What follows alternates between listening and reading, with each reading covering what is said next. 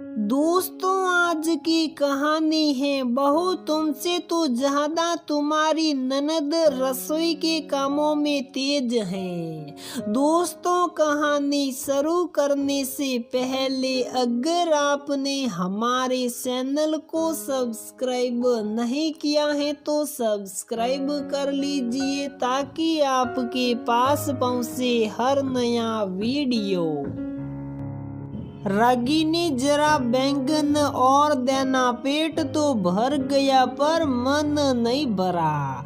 मोहित ने उंगलियां साटते हुए रागिनी से कहा, खाने की टेबल पर आज सभी रागिनी के बनाए भरवा बैंगन की खूब तारीफ कर रहे थे, पर शीला जी मुंह बना बना कर खा रही थी और बोली, इतने भी कुछ खास नहीं बने। कढ़ाई में तो देखो तेल ही तेल दिख रहा है और नमक भी ज्यादा है। बैंगन तो हमारी राधा बनाती है ऐसे कि लोग उंगलियां भी खा जाए। शीला जी बोली तो रागिनी का मन थोड़ा हल्का हो गया, फिर भी मुस्कान लिए चुप रही। हाँ भाई, खाना तो राधा भी अच्छा बनाती है पर बहू के हाथों का भी जवाब नहीं। ससुर जी ने बात संभालते हुए कहा, ये पहली बार नहीं था जब शीला जी ने रागिनी के बनाए खाने की तुलना राधा से की थी। जब भी घर के कामों की बात आती, शीला जी तुरंत अपनी बेटी का गुणगान करने लगती। दो ननद, देवर, सास, ससुर मिलाकर घर में 8 लोग हैं। रागिनी का दिन किचन से शुरू हो किचन में ही खत्म होता। ननदे भी बराबरी की हैं, पर जब से रागिनी शादी करके आई हैं शायद ही कभी वे किचन में आई हो।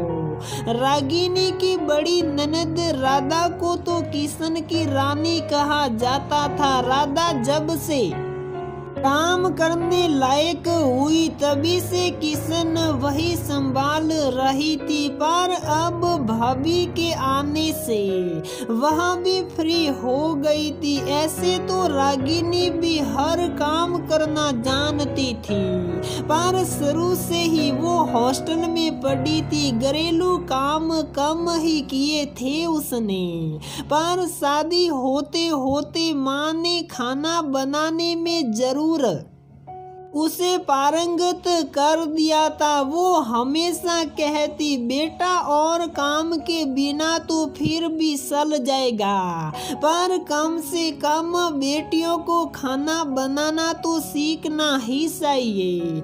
रागिनी में भी सीखने की ललक थी, इसलिए सब सीख भी गई। ससुराल ऐसे तो हर चीज में संपन्न था, फिर भी बहुत सी चीजें जैसे गेहूं धोना, रोज सुबह घर के द्वार पर गोबर से उरैन डालना, लीपना, गेहूं चावल फटकना, उन्हें बीनना आदि पारंपरिक तौर पर अभी भी होते थे, और इन कामों में रागिनी थोड़ी कमजोर थी।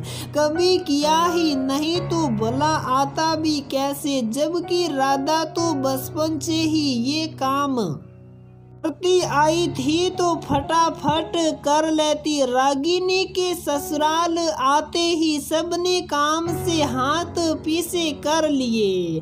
अब न तो राधा किशन या और काम में मदद करती और न ही शीला जी। फिर भी रागिनी ने धीरे धीरे सब काम सीख लिए और हर काम बड़े अच्छे और सलीके से करने की कोशिश करती, पर शीला जी को हमेशा ही अपनी बेटी का काम ज्यादा पसंद आता। चाहे वह खाना हो या घर का कोई और काम।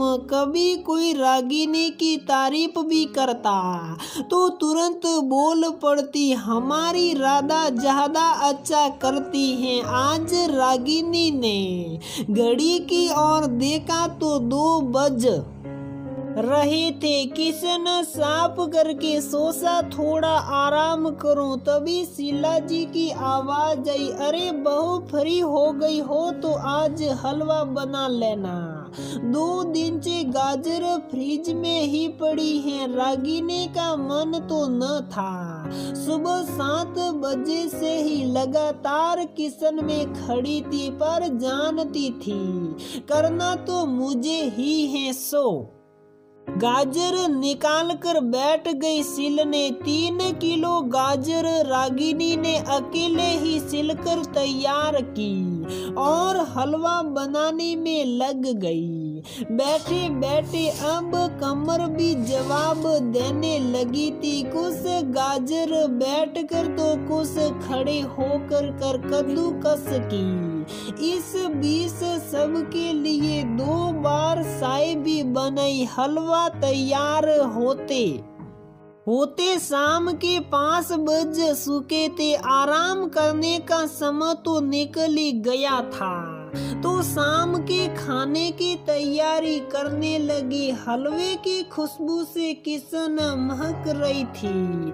वाह भाभी, बड़ी अच्छी खुशबू आ रही है, छोटी ननद नताशा आते ही बोली और हलवा निकाल कर खाने लगी। बहुत ही टेस्टी हलवा बना है, मजा आ गया, कहती हुई वो चली गई। हलवे की सभी घर वालों ने तारीफ की, पर शीला जी पहली समस खाते ही मुंह बनाकर बोली, अरे बहुत मीठा कर दिया बहू, इतना मीठा भला कौन खाता है भाई, मुझसे तो ये न खाया जाएगा।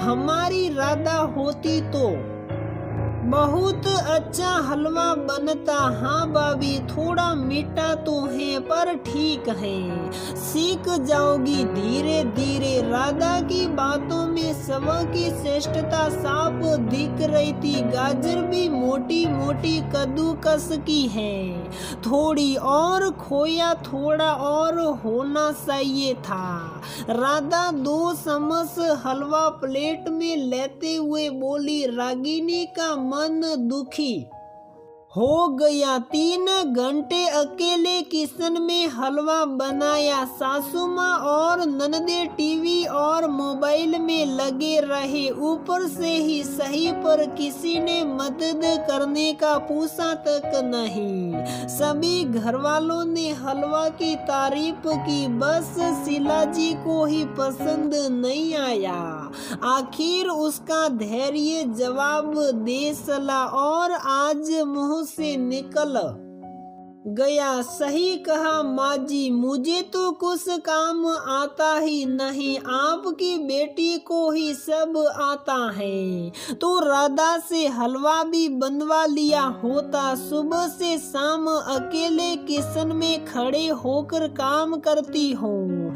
इस बीच किचन में कोई झांकने तक नहीं आता। अगर मेरा किया काम पसंद नहीं तो जिसका पसंद हो उसी से करवाना बेहतर है। तारीफ न सही पर कम से कम मन दुखी करने वाली बातें तो न बोलिए। और वैसे भी जब तक आप बहू की तुलना बेटी से करती रहेगी तब तक आपको मेरा किया काम कभी पसंद नहीं आएगा।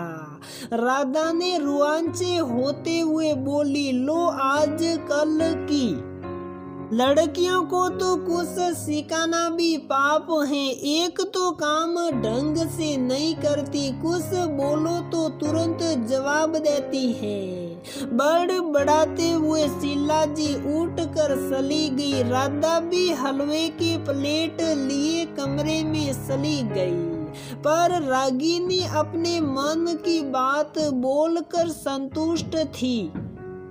तो दोस्तों, हमारी ये कहानी यहीं पर समाप्त होती है।